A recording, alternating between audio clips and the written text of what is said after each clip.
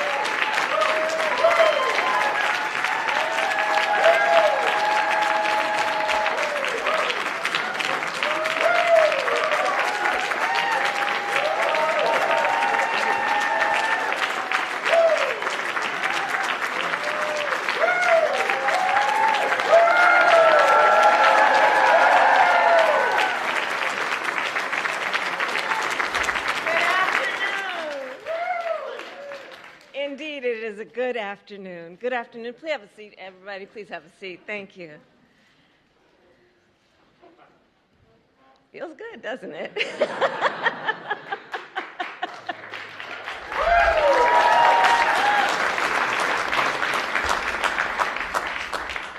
President Biden, President Obama, members of Congress, and my fellow Americans, on March 23, 2010, the Affordable Care Act was signed into law.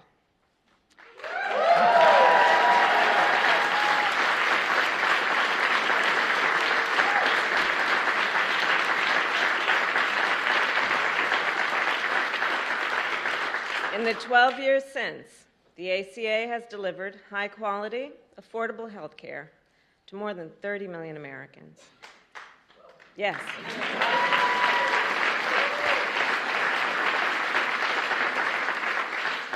And those Americans are working parents and young children, college students, and older Americans, millions of people who had never been able to afford coverage before, or who had been denied coverage altogether, often because of a category of denial called pre-existing conditions. Conditions such as cancer, diabetes, hypertension, or even asthma. The ACA is the most consequential healthcare legislation passed in generations in our country.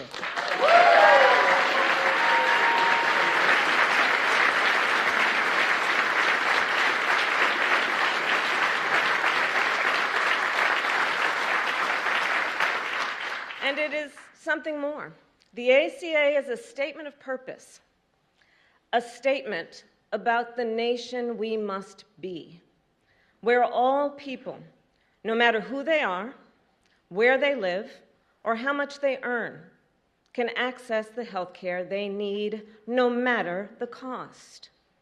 You know, when I served as Attorney General of California, it was that purpose that led our office and 10 other state attorneys general to submit a brief to the United States Supreme Court in defense of the ACA, and it is that purpose that brings us all together today, to continue to expand affordable health care and its coverage to families across our nation, and to call on Congress to take action, to pass legislation that simply allows Medicare to directly negotiate prescription drug prices with pharmaceutical companies.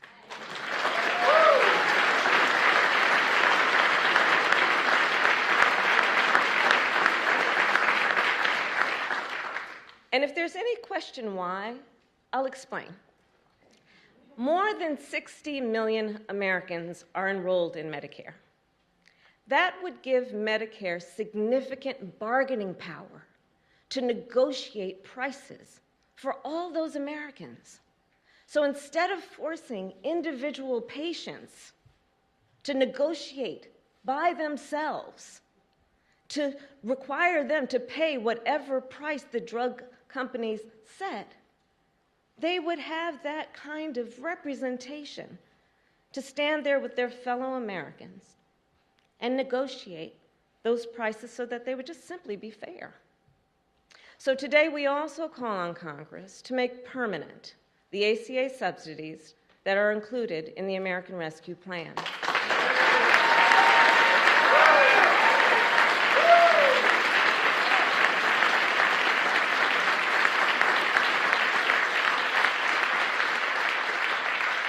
Subsidies that are currently lowering insurance premiums for millions of Americans and which are set to expire in December. And more must be done. Currently, there are 12 states in our nation that refuse to expand Medicaid for no reason other than petty partisan obstruction. As a result, 4 million people in our country are locked out of coverage. And that comes at a cost. For example, women who do not have health care coverage and are therefore less likely to have access during pregnancy or before or after to pelvic exams or vaccinations, prenatal checkups, postpartum depression screenings, and all the other essential care they need to be safe and healthy before, during, and after birth.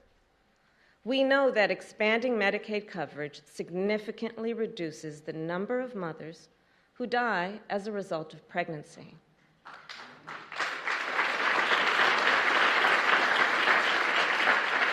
So the sooner coverage is expanded in those 12 states, the more lives we will save. Protecting the health and well-being of the people of our nation should not be a partisan issue.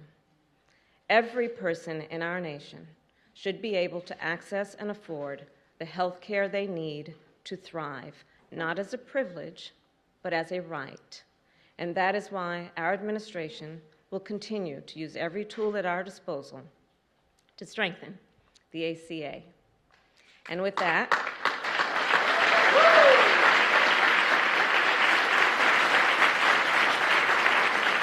it is now my great pleasure to introduce the man whose vision and leadership led us to this day, whose unwavering commitment to the people of our nation laid the foundation for this groundbreaking legislation. A leader who showed us the way forward on this important issue. Please welcome President Barack Obama.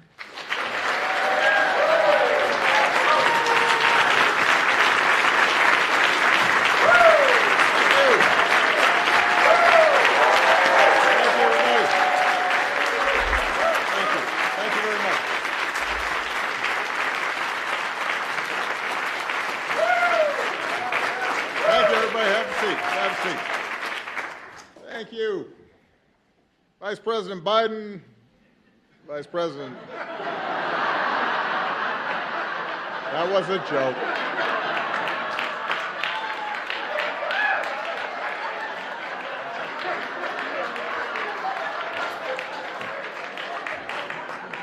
That was all set up. My president, Joe Biden, Vice President Harris,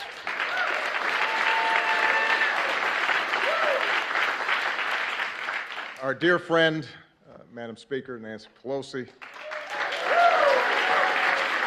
all the members of Congress who are in attendance today, the members of Cabinet, it is good to be back in the White House. It's been a while. I confess, I heard some changes have been made by the current president since I was last here. Apparently, Secret Service agents have to wear aviator glasses now. The Navy mess has been replaced by a Baskin-Robbins. And there's a cat running around, which I guarantee you Bo and Sonny would have been very unhappy about. But coming back, even if I have to wear a tie, which I very rarely do these days, gives me a chance to visit with some of the incredible people who serve this White House and who serve this country every single day. a lot of times out of the limelight. They make this government function, and they help people in ways big and small. And from the outside, sometimes people don't understand just how grueling this is and how many sacrifices people make. Because those of us who are in front of the cameras oftentimes get the credit.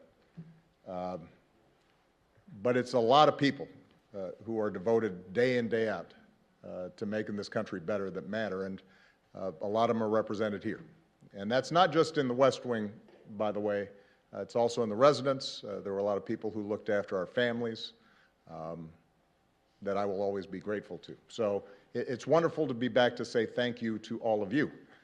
But most of all, coming back here gives me a chance to say thank you and spend some time with an extraordinary friend and partner who was by my side for 8 years. Joe Biden and I did a lot together.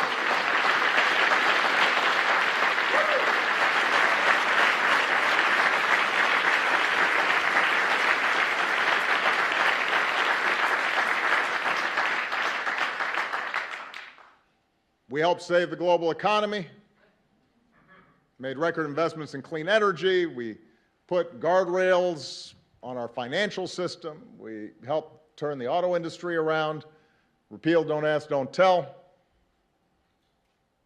But nothing made me prouder than providing better health care and more protections to millions of people across this country.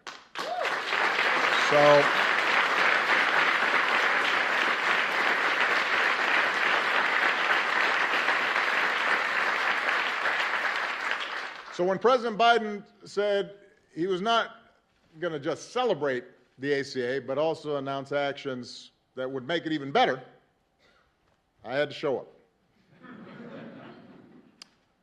I think it's been well documented just how difficult it was to pass the ACA.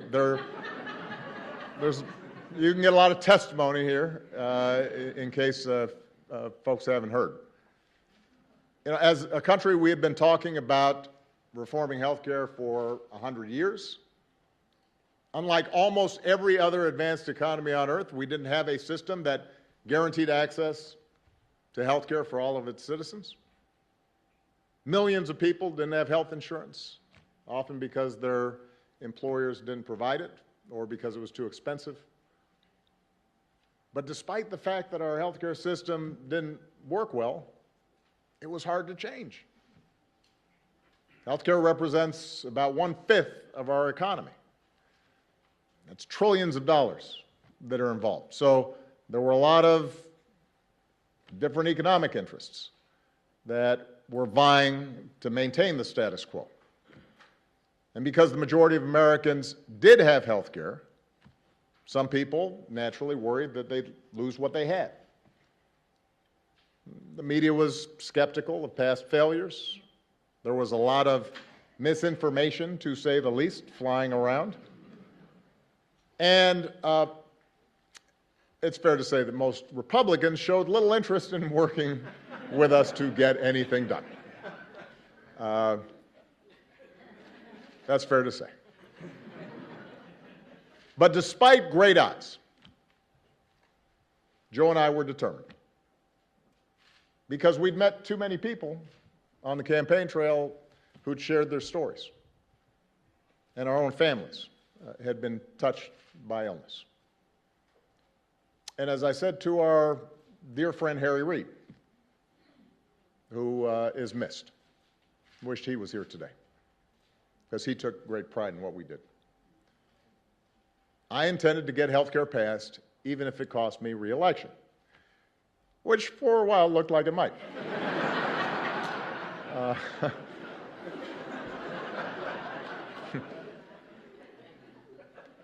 But for all of us, for Joe, for Harry, for Nancy Pelosi, for others, the ACA was an example of why you run for office in the first place, why all of you sign up for doing jobs that pay you less than you could make someplace else, why you're away from home sometimes and you miss some soccer practices or some dance recitals. Because we're not supposed to do this just to occupy a seat or to hang on to power. But we're supposed to do this because it's making a difference in the lives of the people who sent us here. And because of so many people, including a lot of people who are here today, made enormous sacrifices. Because members of Congress took courageous votes, including some who knew that their vote would likely cost them their seat. Because of the incredible leadership of Nancy and Harry, we got the ACA across the finish line together.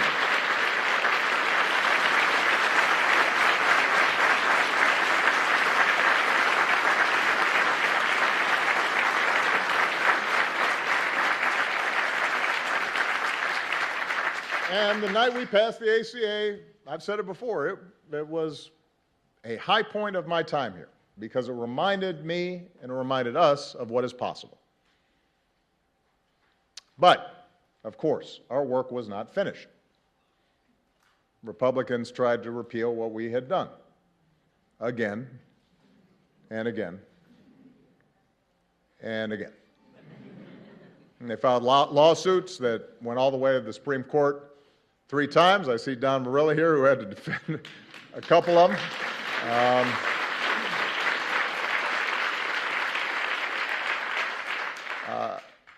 They tried explicitly to make it harder for people to sign up for coverage. And let's face it, it didn't help that when we first rolled out the ACA, the website didn't work. That was not one of my happiest moments.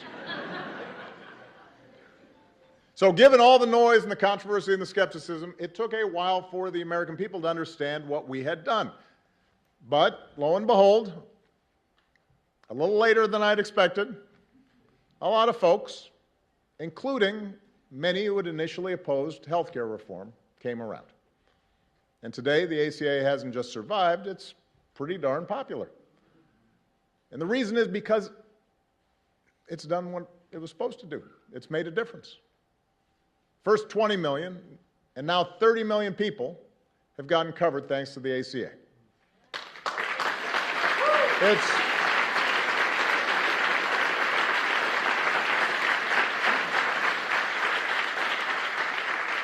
It's prevented insurance companies from denying people coverage based on a pre-existing condition.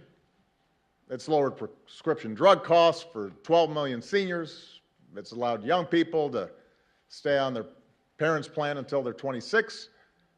It's eliminated lifetime limits on benefits that often put people in a jam. So we are incredibly proud of that work. But the reason we're here today is because President Biden, Vice President Harris, everybody who's worked on this thing understood from the start that the ACA wasn't perfect. To get the bill passed, we had to make compromises. We didn't get everything we wanted. That wasn't a reason not to do it.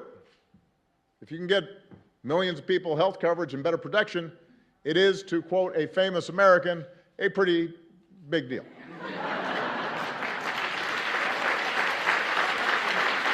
That's what it is.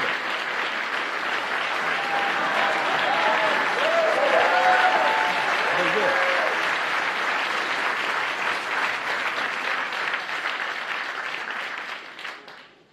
But there were gaps to be filled. Even today, some patients still pay too much for their prescriptions.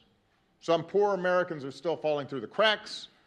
In some cases, healthcare subsidies aren't where we want them to be, which means that some working families are still having trouble paying for their coverage. Here's the thing, that's not unusual when we make major progress in this country. The original Social Security Act left out entire categories of people, like domestic workers and farm workers. That had to be changed. In the beginning, Medicare didn't provide all the benefits that it does today. That had to be changed. Throughout history, what you see is that it's important to get something started, to plant a flag, to lay a foundation for further progress. The analogy I've used about the ACA before is that in the same way that was true for early forms of Social Security and Medicare. It was a starter home. It secured the principle of universal health care, provided help immediately to families, but it required us to continually build on it and make it better. And President Biden understands that, and that's what he's done since the day he took office. As part of the American Rescue Plan, he lowered the cost of health care even further for millions of people. He made signing up easier. He made outreach to those who didn't know they could get covered, make sure that they knew, made that a priority. And as a result of these actions, he helped a record 14.5 million Americans get covered during the most recent enrollment period.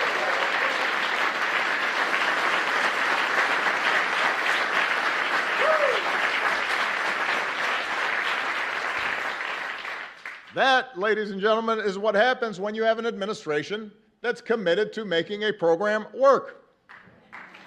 And today, the Biden-Harris administration is going even further by moving to fix a glitch in the regulations that will lower premiums for nearly 1 million people who need it and allow 200,000 more uninsured Americans to get access to coverage. I'm a private citizen now, but I still take more than a passing interest in the course of our democracy. But I'm outside the arena, and I know how discouraged people can get with Washington. Democrats, Republicans, Independents. Everybody feels frustrated sometimes about what takes place in this town. Progress feels way too slow sometimes. Victories are often incomplete. And in a country as big and as diverse as ours, consensus never comes easily. But what the Affordable Care Act shows is that you are driven by the core idea that together we can improve the lives of this generation and the next.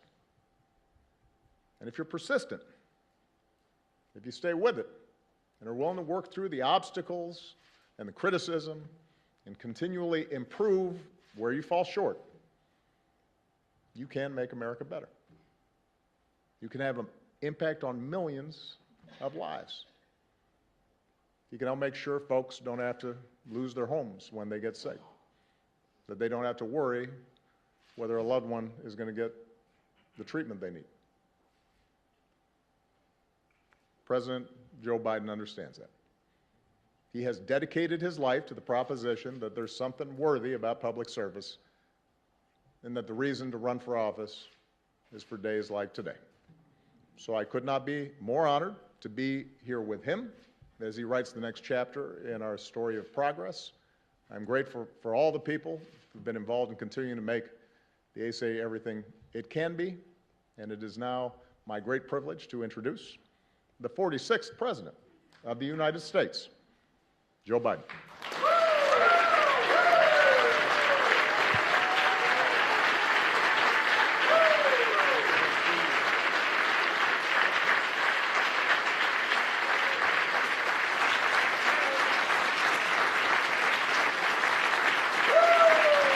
Thank you.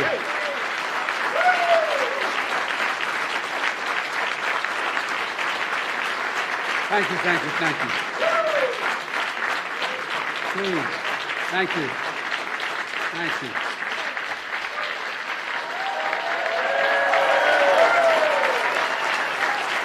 Thank you, thank you, thank you. Please.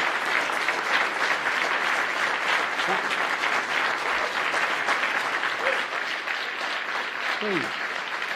Thank you.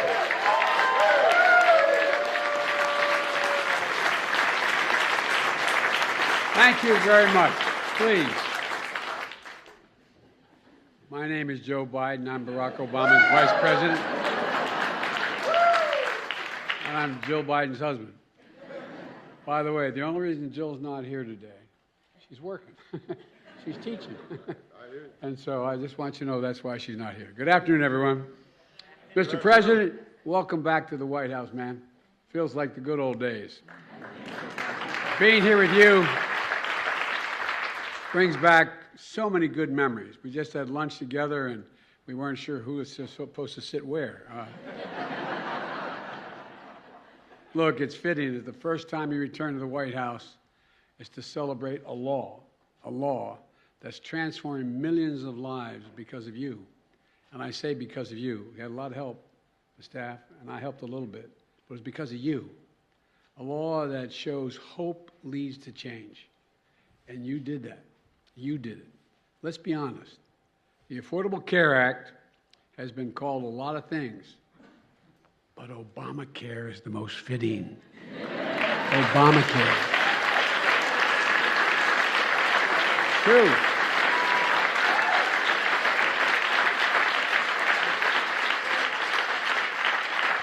I can tell you all how much Barack Obama cared about getting this done.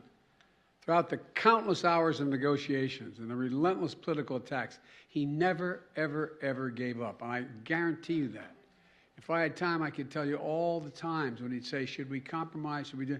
And I'd say, well, we ought to think about it. No, if I do that, then so-and-so won't get covered. This group of people won't get covered.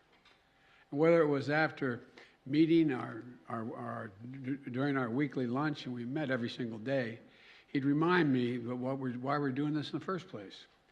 We're doing this in the first place for people who needed it and deserve to be treated with dignity.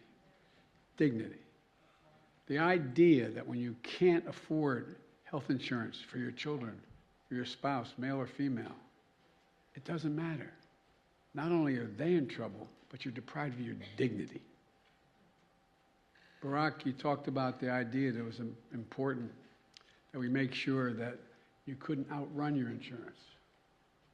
I can remember there with Bo, thinking to myself, what would I do if they walked in and said, you've outrun your time here? And there were still 35 days to live. The things that change people's lives. We both understood the Affordable Care Act wasn't about a single president or the presidency. It was about the countless Americans lying in bed at night, staring at the ceiling, wondering, my God, what if I get really sick? What am I going to do? What is my family going to do? Will I lose the house? Discussions we had in my house with my dad when he lost his health insurance. Who's going to pay for it? Who's going to take care of my family? You know, in America, health care, as we've all three said, will have now said, health care should be a right, not a privilege. And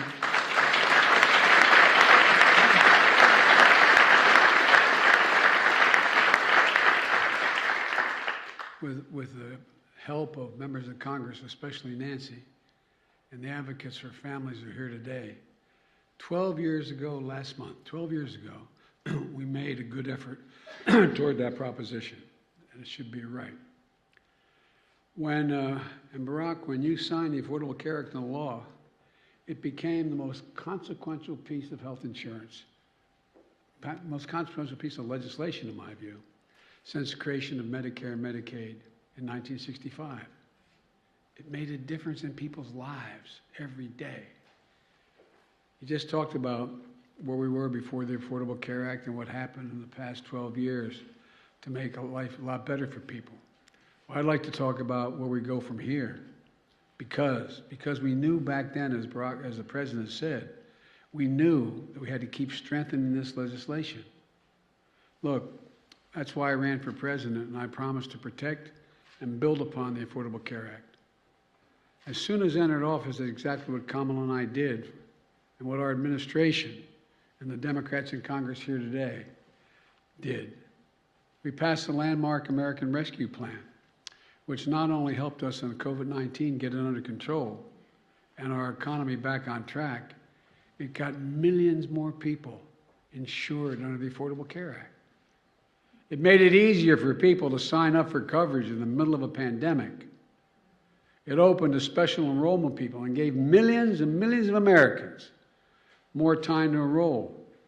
It quadrupled the number of navigators out there in the communities, helping people to sign up for coverage because it's confusing to people. It's confusing. The President's heard me say when we work together, you know, they'd say, well, Biden and Obama are doing great on foreign policy. I said, you want to do something difficult?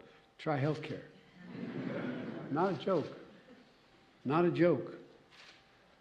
So we continue to expand Medicaid. Missouri and Oklahoma became the 37 and 38 states to expand Medicaid under the Affordable Care Act.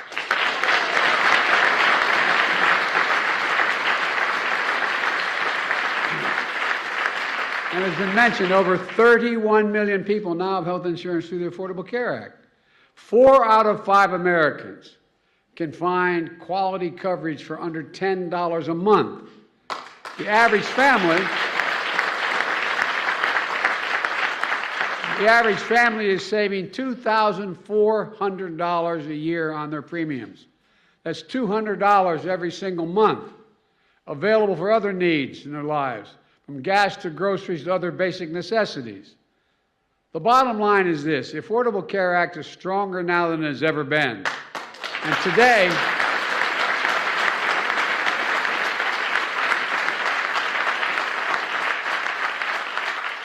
now I'm not even talking about what your former chief of staff is doing to make sure health care is available to all our veterans in the way he did. Yeah.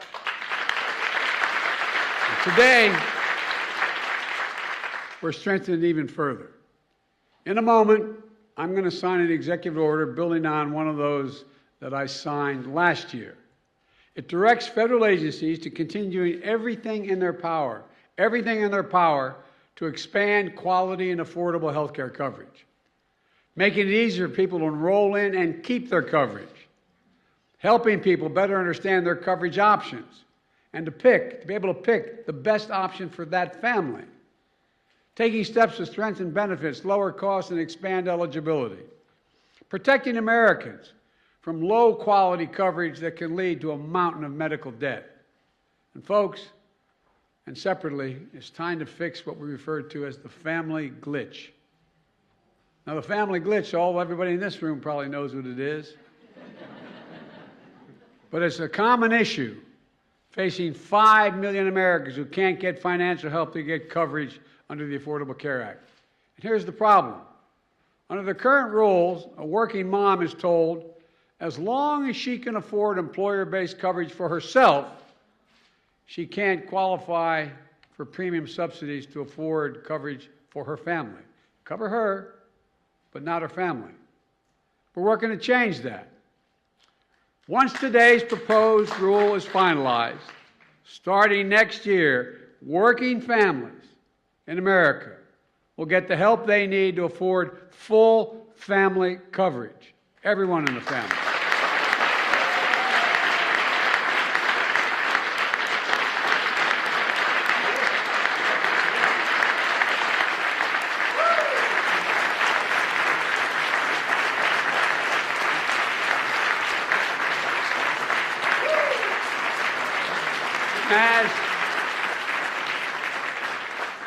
As a result, families will be saving hundreds of dollars a month. With this change, it's estimated that 200,000 presently uninsured Americans are going to gain coverage. Nearly 1 million Americans will see their coverage become more affordable. This is considered one of the biggest things my administration can do: lower cost and expand coverage. And we're taking steps today to get that done. So look, folks, but we need to keep up the fight. Our Republican colleagues, as they say in Southern Delaware, they haven't changed a whole hell of a lot. Good folks, but haven't changed a lot. They continue to attack the Affordable Care Act. They're unrelenting. They haven't stopped, Mr. President, since you signed the law. They haven't stopped for 1 second. Multiple court challenges you mentioned, sabotage from the previous administration. Over 70 attempts to repeal the law by Republicans in Congress. In fact, just last month, the distinguished senator from Wisconsin said, if Republicans get back in power, they should try to repeal the Affordable Care Act. Again try. Today, 12 years later, Republicans have not stopped their attacks on this life-saving law. So pay very close attention, folks. If Republicans have their way, it means 100 million Americans with pre-existing conditions can once again be denied health care coverage by their insurance companies. That's what the law was before Obamacare. In addition, tens of millions of Americans could lose their coverage, including young people who will no longer be able to stay on their parents' insurance policy at age 26. Premiums are going to go through the roof. Well, I got a better idea. Instead of destroying the Affordable Care Act, let's keep building on it. Let's extend it. Extend.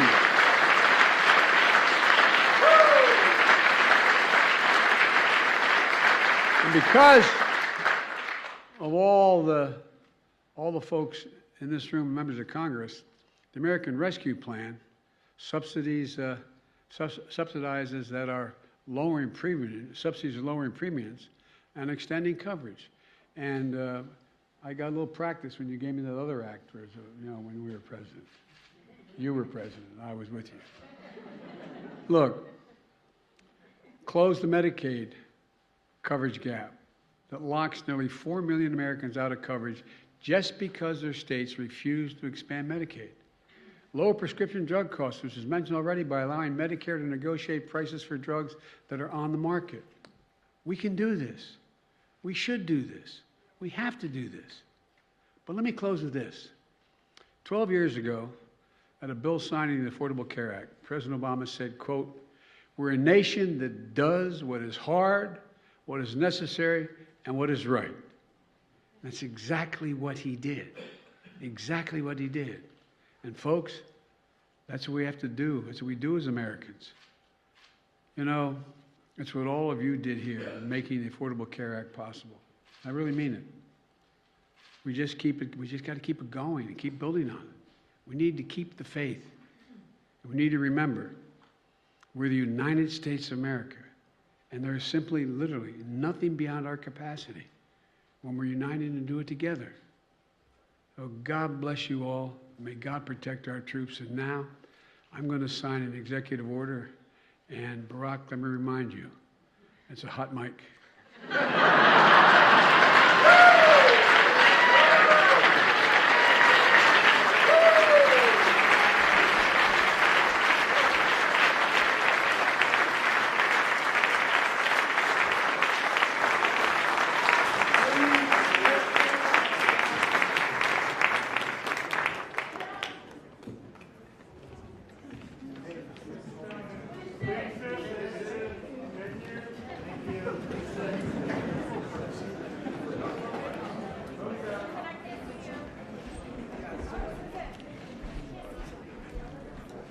See everybody?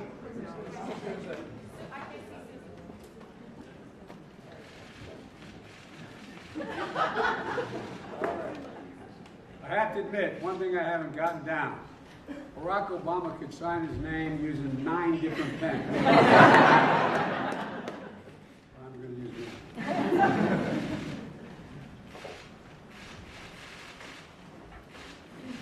There you go.